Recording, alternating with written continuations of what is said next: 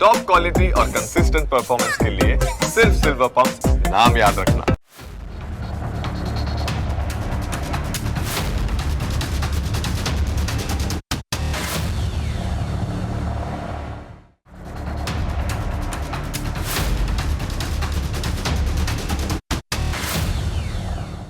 જંતર મંતર પર અત્યારે જે કંઈ પણ જોવા મળ્યું એ કોઈ સામાન્ય વિરોધ પ્રદર્શન નહોતું. વિરોધની આખી ભાષા જ બદલાઈ ગઈ હોય એમ લાગે. આ નવા જમાનાનું આંદોલન છે. અહીં લોકો હાથમાં બેનર, પ્લેકાર્ડ અને પોસ્ટર લઈને બેઠા હતા, પણ એમાં નહોતી કોઈ લાંબી લચક વાતો કે નહોતા કંટાળાજનક સૂત્રો. એની જગ્યાએ મજેદાર મીમ્સ, વ્યંગ, ટૂંકીને ટચ પંચલાઈનો અને ઇન્ટરનેટની દુનિયામાંથી નીકળેલા ચટપટા સંદેશાઓ જોવા મળ્યા. બસ આ જ કારણ છે કે આ આંદોલન જૂના અને પારંપરિક વિરોધ પ્રદર્શન કરતાં બિલકુલ અલગ હતું. આ પ્રદર્શનમાં જોડાયેલા યુવાનોનું કહેવું છે કે તેમની આખી પેઢી સોશિયલ મીડિયાના સમયમાં મોટી થઈ છે. એટલે સ્વાભાવિક છે કે તેઓ પોતાની વાત રજૂ કરવા માટે સોશિયલ મીડિયાની જ ભાષાનો ઉપયોગ કરે. તેમનું માનવું છે કે જ્યારે તમે કોઈ ગંભીર મુદ્દાને રમૂજ, કટાક્ષ તથા ક્રિએટિવિટી સાથે રજૂ કરો છો ને, ત્યારે તે સીધો લોકોના દિલમાં ઉતરી જાય છે અને તેની અસર પણ વજનદાર રહે છે. જોકે ખરેખર આવી ભાષાની અસર કેવી રહે છે, એક ચર્ચાનો વિષય ચોક્કસ છે. જેમ કે આવી મજેદાર પોસ્ટ કે જેને સોશિયલ મીડિયાની ભાષામાં મીમ્સ કહેવામાં આવે છે, એને ગંભીરતાથી ઓછી લેવામાં આવે છે. વળી જૂની પેઢી તો આ ભાષાને એ જ જૂના ચશ્માથી જોવાની કોશિશ કરે છે. દિલ્હીમાં વિરોધ પ્રદર્શન કરી રહેલા લોકો માને છે કે 2026ના જમાનામાં જો તમારી વાત ઝડપથી લોકો સુધી પહોંચાડવી હોય ને, તો એમાં રમૂજ તો ચોક્કસ હોવી જોઈએ. ગંભીર વાતો પછી કરવી જોઈએ. અહીં જંતર મંતર પર કોકરોચ જનતા પાર્ટીની ક્રિએટિવિટીની આખી ફેક્ટરી ધમધમી રહી હતી. અહીં કૃત્રિમ અને કુદરતી બંને બુદ્ધિ કામ કરે છે. કૃત્રિમ ભેજું એટલે કે આર્ટિફિશિયલ ઇન્ટેલિજન્સ, કુદરતી ભેજું એટલે કે માણસોનું ભેજું. અત્યારે એઆઈનો ઉપયોગ કરીને મજેદાર મીમ્સ તૈયાર કરવામાં આવે છે.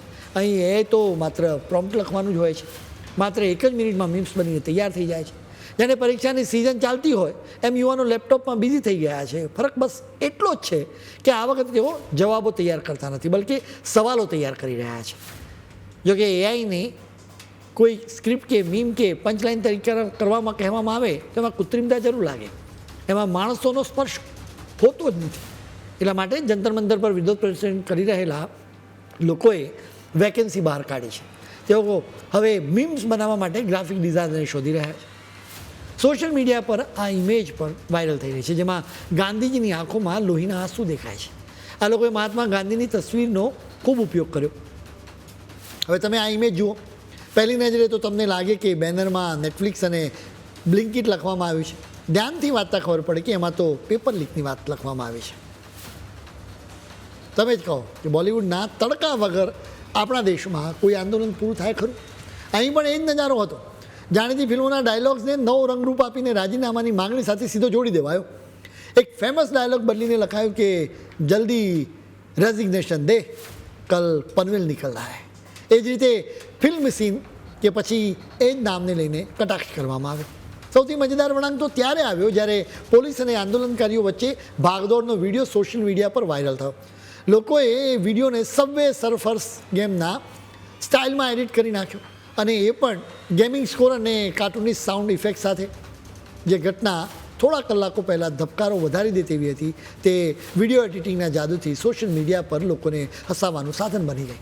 ઇન્ટરનેટ પાસે ડરને પણ રમૂજમાં બદલી નાખવાની ગજબની તાકાત છે. આ આંદોલનમાં એક નાનકડા કીડાનો કે કોકરોચનો ક્રેઝ પણ ભારે ચર્ચામાં બન્યું એવું કે અદાલતમાં બનાવટી ડિગ્રી ધરાવતા લોકો માટે કોકરોચ શબ્દ વપરાયો હતો. બસ કેટલાક લોકોએ એનું ખોટું અર્થઘટન કર્યું, મીમ બનાવ્યું. એ જોઈને કેટલાક લોકોએ પ્લાન બનાવ્યો. આ રીતે આંદોલનની શરૂઆત જ મીમ એટલે કે મજાકિયા પોસ્ટથી થઈ હતી. એટલે તો આંદોલન મીમ્સના જોરે જ આગળ અત્યારે વધી રહ્યું. સોશિયલ મીડિયા પર વધુ જીવતી આજની પેઢી મીમ્સની ભાષા વધુ સારી રીતે સમજે છે. અદાલતમાં જે શબ્દ ડંખ મારવા માટે વપરાયો હતો, તે જ આજે એક લોગો અને મીમ બનીને વિરોધનું હથિયાર બની ગયો. જોકે સત્તા સામે વિરોધ કરવા માટે કટાક્ષ કરવાનો આ કંઈ નવો ટ્રેન્ડ નથી. આપણો ઇતિહાસ આનો સાક્ષી પણ રહ્યો છે. જૂના જમાનામાં રાજા રજવાડાના દરબારોમાં વિધિશકો પણ એવા જ હતા. તેઓ હાસ્યના ઓટલે બેસીને એવી કડવી સચ્ચાઈ બોલી શકતા હતા જે બોલવાની હિંમત કોઈ મંત્રીમાં એ સમય નહોતી.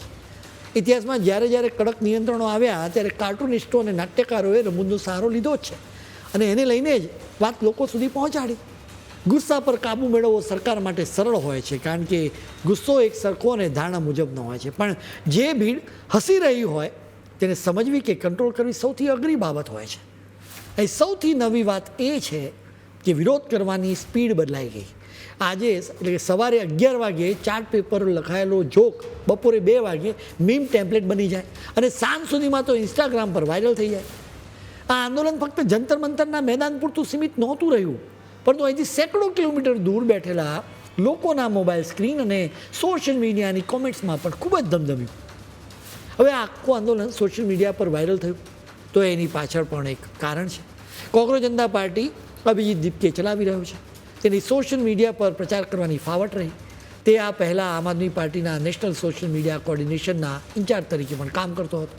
પીએમ મોદીની રેલીઓ થાય એટલે આમ આદમી પાર્ટીમાંથી તેની ટીમ એ રેલીઓની વિરુદ્ધમાં સોશિયલ મીડિયા પર લખતી હતી. એ જ સમયે દીપકે પોતે જણાવ્યું હતું કે તેણે Delhi with Kejriwal hashtag viral કરીને અરવિંદ કેજરીવાલને જનતાના પોતાના જ માણસ તરીકે રજૂ કર્યા હતા. વર્ષ 2020ની ચૂંટણીમાં આમ આદમી પાર્ટી માટે અભિજીત જ પાર્ટીના મીમ્સ અને પેરોડી અભિયાનની કમાન સંભાળતો હતો. તે ફિલ્મો, જાહેરાતો અને સોશિયલ મીડિયા ટ્રેન્ડ્સનો હોશિયારીથી ઉપયોગ કરીને કેજરીવાલનો પ્રચાર કરતો હતો. એટલા માટે જ કોકરોચ જનતા પાર્ટીને આમ આદમી પાર્ટીની બી ટીમ પણ કહેવામાં આવી રહી છે. કોકરોચ જનતા પાર્ટીના આ આંદોલનમાં ભલે તમને અભિજીત દીપકેનો ચહેરો દેખાતો હોય, પરંતુ ખરેખર તો આખી બાજી સ્ટેજની પાછળ બેઠેલી એની ટીમ સંભાળી રહી હતી. આ આંદોલનને ઊભું કરવાથી લઈને ગામે ગામ પહોંચાડવા સુધીમાં તેની ખાસ ટીમનો મોટો હાથ છે. આ કોઈ સામાન્ય ટીમ નથી. એમાં વકીલો, પત્રકારો, પબ્લિક પોલિસીના એક્સપર્ટ, સોશિયલ વર્કર્સ અને વિદ્યાર્થી નેતાઓ સામેલ છે. કોકરોચ જનતા પાર્ટી માને છે કે સ્ટેજ પરથી ભાષણ આપનારા ચહેરાઓથી આંદોલન નથી જીતાતા. ખરી તાકાત તો પડદા પાછળ રહીને રણનીતિ બનાવનારા અને કાનૂની દાવપેચ ખેલનારા, મીડિયા સંભાળનારા અને સોશિયલ મીડિયા પર ધૂમ મચાવનારા લોકો જ હોય છે. આ વિરોધ પ્રદર્શનનું સુકાન 7 લોકોના હાથમાં હતું. સૌથી પહેલાં વાત કરીએ દિલ્હીની વૈષ્ણવીની, જે પબ્લિક પોલિસી એક્સપર્ટ છે.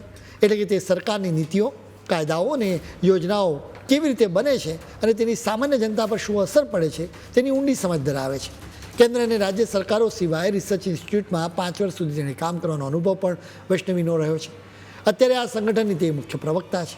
નીતિ નિયમો અને શિક્ષણ ક્ષેત્રના તેના જ્ઞાનનો ઉપયોગ આંદોલનની રણનીતિ ઘડવામાં થઈ રહ્યો છે. બીજો ચહેરો બેંગલુરુની આફરીન છે, જેણે MBA કર્યા પછી કોર્પોરેટ ક્ષેત્રે નોકરી કરી, પરંતુ હવે આ નોકરી છોડીને તે કોકરોચ જનતા પાર્ટીની સાથે જોડાઈ ગઈ છે. ત્રીજો ચહેરો દીપક બાલિયાનનો છે. રાજસ્થાનના અલવર જિલ્લાના ખેડૂત પરિવારમાંથી આવતા દીપકે પોલિટિકલ સાયન્સમાં માસ્ટર્સ કર્યું. સૌથી ચહેરો અને ચોથો એક રત્ના સિંહનો છે. કાયદાકીય મોરચો સંભાળવાની જવાબદારી એડવોકેટ રત્નાને સોંપવામાં આવી હતી.